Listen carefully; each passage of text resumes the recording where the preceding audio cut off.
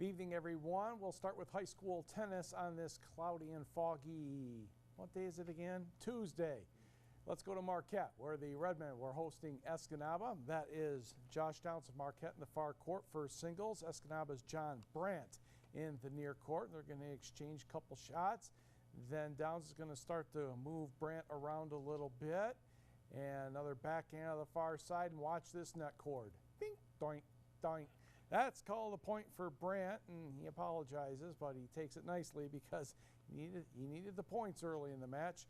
Downs get with the service winner here, and Downs won the match 6-2 and 6-1. Over at second singles, Justin Flood of Marquette in the far court, TJ Myrick of Escanaba in the near court, and this point will go back to one side and then over to the other a couple of times before Flood is able to get a nice shot that hangs on for the point.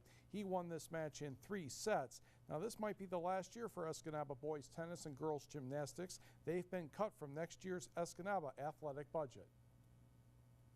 It's happened before. It happened, I think it was 4 years ago, and our fan club brought the sports back along with gymnastics and middle school track at that time. I'm not sure if the funds are going to be available again this time, but we're certainly going to look at a lot of options as how we can get the sport back, whether it's a full varsity school recognized sport again or whether it's just a club team. The biggest hit of the $77,000 sports budget cut in Escanaba is athletic transportation. Escanaba Athletic Director Dave Wilson told TV6 this afternoon that it remains to be seen how revenues will be created to pay for transportation. Also on the Eskimo front, Krista Erickson has been hired as the new girls varsity basketball coach. She played basketball and volleyball at Escanaba. Plus, she was a member of the NMU women's basketball team. And Dina Fidel has been named the girls varsity basketball coach. I should say Erickson's been named the volleyball coach. Fidel has been with the freshman basketball program for 8 years. To softball, Negaunee at Ishpeming this afternoon. Second game of a doubleheader and a nice bunt by Taylor Ring. Sinead Corvola throws the first. The sacrifice works as Rosalie Anderson advances to third. Next batter, Ashley Anderson. More small ball. That will bring home Rosalie Anderson and a 1-0 Miners lead, and Ashley Anderson out at first. Now watch very carefully because, yes, and I even found the ball again while I was ducking for cover. That was pretty good. That was a foul ball off the bat of Sinead Corvola, and she popped out on the next pitch to Ashley Anderson, just showing you I still have reflexes at my old age.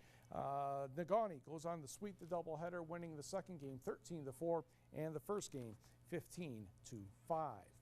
Also in softball this afternoon, down in Delta County, Gladstone, a couple of close victories over Escanaba 4-2 and 4-3. And Norway sweeps Superior Central 13-3 and 8-5. One other boys tennis score to mention, Negaunee takes care of Gladstone 8-0. And in high school baseball, the teams combined for 4 runs apiece. Escanaba lost the first game to Shawano 2-1. Sophomore Jake Rodman, the winning pitcher, and the save by Devin Olson. Louis Ostrander and Tyler Hardwick had a couple of hits for the Eskimos as they took the second game 3-2. All kinds of information is available on our website at uppermichigansource.com. The Cleveland Cavaliers, for the second time in 3 years, have won the NBA draft lottery, so they will pick number 1 on June 27th. The Pistons stay at number 8. Is that going to help them at all? Who knows? Bad news for Packers fans. Uh-oh. Well, maybe not. Charles Woodson, no longer a Packer. You knew that already, but he's gone back to the Oakland Raiders. Oh, he's with Oakland. A 1 year, $4.3 million.